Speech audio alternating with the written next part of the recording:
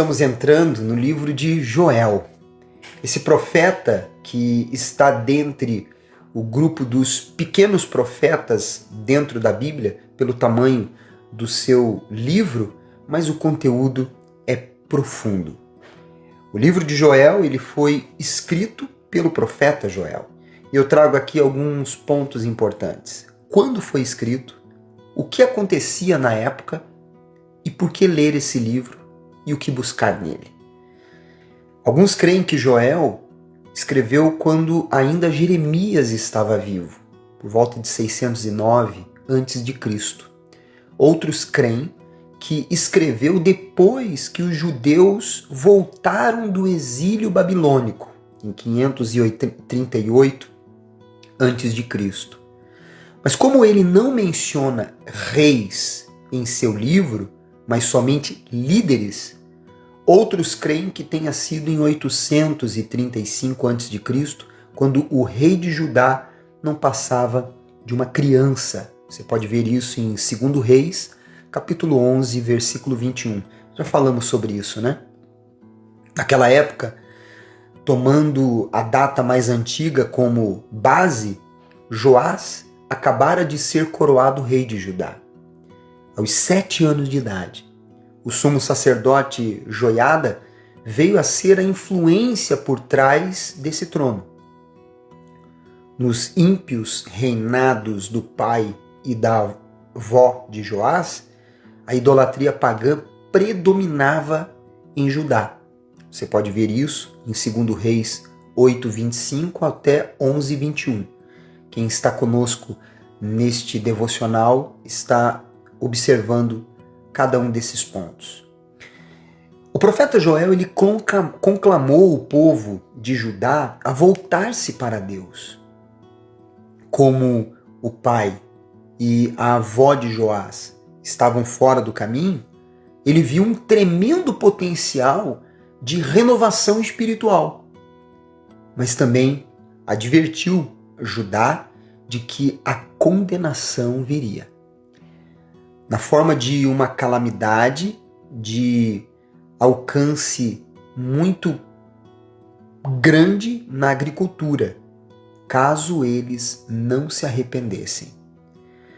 Se você, seja por experiência pessoal, com a obra ou com o poder de Deus, há dentro de você esse desejo de ter essa experiência com a obra ou com o poder de Deus, você vai descobrir que as profecias de Joel, elas são certeiras. Suas predições, embora assustem algumas vezes, também trazem inspiração. Ele profetiza até a descida do Espírito Santo e vincula a obra de Deus no Antigo Testamento ao nascimento na igreja no Novo Testamento. Você pode confirmar isso em 2:28 com Atos 2:17 e 21. Joel 2:28 com Atos 2:17 e 21. Há uma ligação. A leitura de Joel lhe mostrará o desejo intenso que Deus tem de ter intimidade com o seu povo. Você deve observar o plano duplo de Deus. Plano específico de castigar o pecado e de defender zelosamente o seu povo. Procure ver como Deus se preocupa fervorosamente com o seu povo. Então venha comigo a partir de agora. Capítulo 1, 2, 3 e 4. No capítulo 1, no versículo 2 diz assim: ouvi isto, vós, velhos, e escutai, todos os habitantes da terra. Aconteceu isso nos vossos dias, ou nos dias de vossos pais? As comunidades de Judá naquela época elas eram administradas por anciãos, que eram chamados de regência. Por isso, ele direcionou a mensagem começando a estes, que eram os líderes. No versículo 4, diz assim: o que deixou o gafanhoto cortador, comeu o gafanhoto migrador. O que deixou o migrador, comeu o gafanhoto devorador. E o que deixou o devorador, comeu o gafanhoto destruidor. Primeiro você precisa entender que o gafanhoto é um inseto muito agressivo e que se alimenta de vegetais. Um exército destes insetos podem destruir campos e plantios em minutos, provocando uma ruína econômica tamanha que cause miséria naquele lugar. Eles devoram tudo o que for verde e que estiver em seu caminho. Além do barulho ensurdecedor e aterrorizante de suas asas.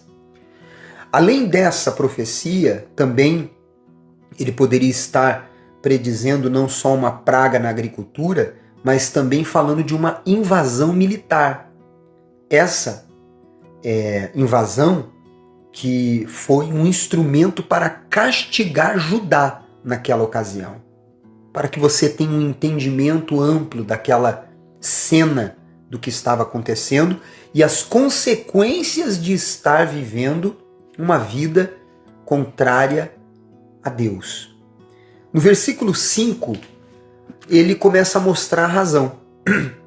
Diz assim: ébrios, despertai-vos e chorai, uivai, todos os que bebeis vinho, por causa do mosto, porque está ele tirado da vossa boca. O povo estava entregue ao alcoolismo naquela época. Eram tempos de prosperidade e, pela falta do que fazer, não tinham a mínima vergonha de ficar bebendo até perder totalmente os sentidos. Hoje em dia, muitos têm se entregado a estas dependências ao ponto de perder não somente os sentidos, mas perder a moral, a família, a finança. Não deixe que nenhum vício lhe domine. Se afaste de pessoas e ambientes que te levem a esta prisão. No versículo 8, a palavra de Deus diz: lamenta com a virgem que, pelo marido da sua mocidade, está cingida de pano de saco. Estou mostrando para você como que estava aquela situação que tornou-se desesperadora. E aqui retrata uma noiva que estava comprometida para casar com seu noivo ou os dois recém-casados, que em razão da morte de seu noivo nunca chegaram a consumar o casamento. Existem pessoas que estão de luto por alguém que morreu há dias, há semanas, mas há quem esteja de luto há anos e não conseguem prosseguir com a sua vida. Parece que foi enterrada juntamente com o falecido. Essa dor em Jesus, ela é curada. Ele transforma o luto em alegria pela doce presença do seu Espírito. Busque a Ele. No versículo 14 e 15, a palavra de Deus ela nos leva ao entendimento e ensinamento sobre jejum e oração, dizendo assim: promulgai um santo jejum, convocai uma assembleia solene, congregai os anciãos, todos os moradores desta terra, para a casa do Senhor vosso Deus, e clamai ao Senhor. Veja que o jejum e a oração são armas espirituais. Havia uma desgraça instalada, e o jejum, que não é só ficar sem comer, mas é um propósito em que você se concentra e renuncia por um objetivo que você coloca diante de Deus. A oração, ela expressa a dependência e o reconhecimento de que você precisa de Deus. Quando estas duas armas são usadas com sinceridade, a resposta é certa. O dia do Senhor, que aqui está escrito, é todo aquele dia em que Deus intervém e também o dia da prestação de contas, se referindo à volta de Cristo. Você pode ter uma confirmação melhor sobre isso em Sofonias, capítulo 1, versículo 7. O livro de Joel, ele também é um livro profético sobre o que virá pela frente, no fim dos tempos. No capítulo 12, no versículo 11, diz assim: O Senhor levanta a voz diante de seu exército, porque muitíssimo grande é o seu arraial, porque é poderoso quem executa as suas ordens. Sim, grande é o dia do Senhor e muito terrível. Quem o poderá suportar? Não somente os anjos, mas todos os seres humanos que obedecem às ordens de Deus têm o poder dele em si. Esse poder está à sua disposição. E com esse poder, nada pode suportar diante de nós. Prevalecemos, porque Deus é conosco. No versículo 12, a palavra de Deus começa então a nos mostrar o processo da transformação. Ainda assim, agora mesmo, diz o Senhor, convertei-vos a mim de todo o vosso coração, isso com jejuns, com choro e com pranto. A conversão é uma ação que começa em Deus, por nos convencer dos nossos erros e pecados, e termina em nós por nos rendermos a Ele. Havendo arrependimento, o peso da ira de Deus é refreado ou às vezes de todo evitado. As consequências do pecado ainda podem se manifestar, mas o arrependimento já trouxe a restauração do relacionamento com Deus. É muito importante e profundo que a palavra em Joel nos ensina. No versículo 13, um detalhe importante que diz: rasgai o vosso coração e não as vossas vestes. Convertei-vos ao Senhor vosso Deus, porque Ele é misericordioso.